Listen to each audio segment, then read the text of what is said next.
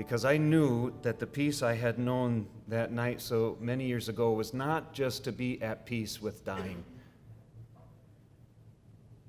It was peace to know that I was forgiven.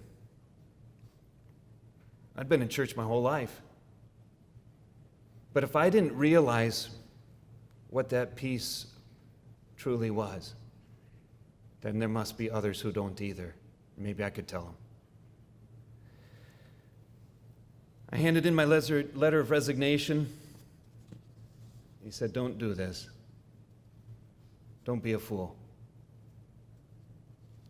I said, "I don't want to spend the rest of my life wondering if I should have and didn't."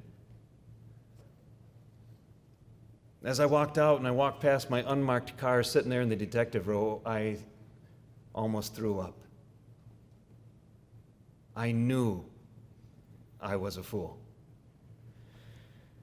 I put a for sale sign in my yard. I left my family waving and crying in the driveway. I got a motel in New Ulm on Sunday night. I started work at the sheriff's department Monday morning, got off at 3 o'clock. I found an apartment that afternoon. Tuesday morning, I went into work and the Twin Towers came down. And I knew I had just made the biggest mistake of my life.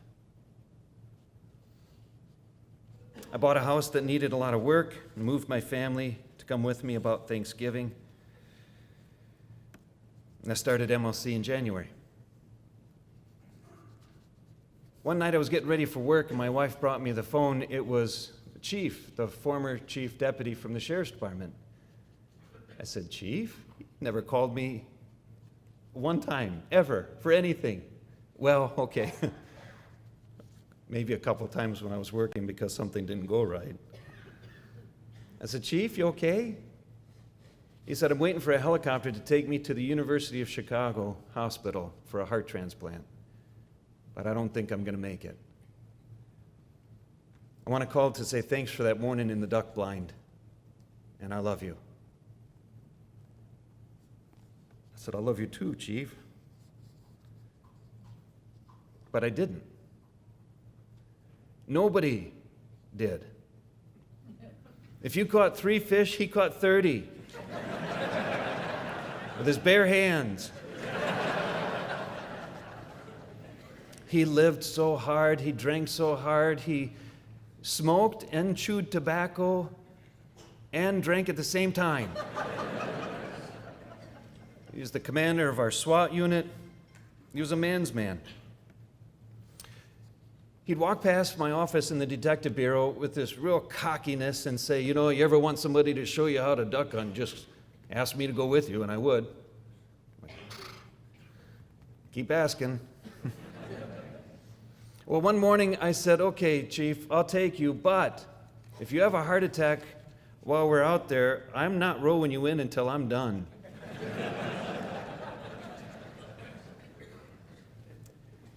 Sitting in the blind early that morning, he said, "What makes you different?" And I said, "I wish I was more different, but I'm so much the same." I said, "If anything, it's because I've got church and the Lord's important to me." "How about you, Chief?" He said, "Nah, it's not for me." He said, "I believe there's probably a God." It felt so incredibly uncomfortable to say anymore. And I said, "Well, what's important, Chief, for guys like us is to know that Jesus is our Savior." He said, "You have no idea who I really am." I said, "Oh, I think I do. It's for guys like us."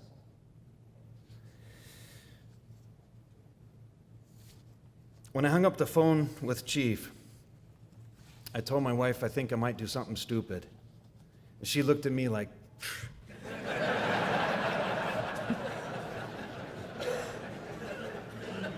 "Seriously?" I went to work and I bought a plane ticket. I got off work at 2 in the morning, drove home and changed, and I drove to Minneapolis, caught an early morning flight, took a cab to the hospital. I didn't even know if he was still alive.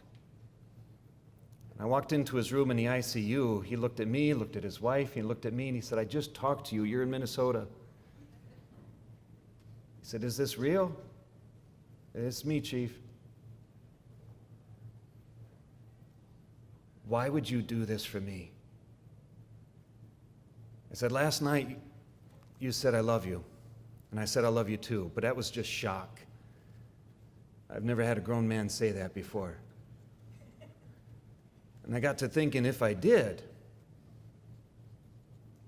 I would do whatever it took to come and tell you about Jesus. You can tell me to leave, and I'll get right back on the plane. Can I please tell you about Jesus? And he said, I think it's probably a good time for that. And I showed him Jesus on the cross for him.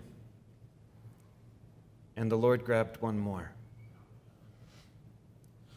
5 years later, the week after Easter, during my vicar year, our pastor graciously allowed me to have Chief's funeral back in our church in Michigan.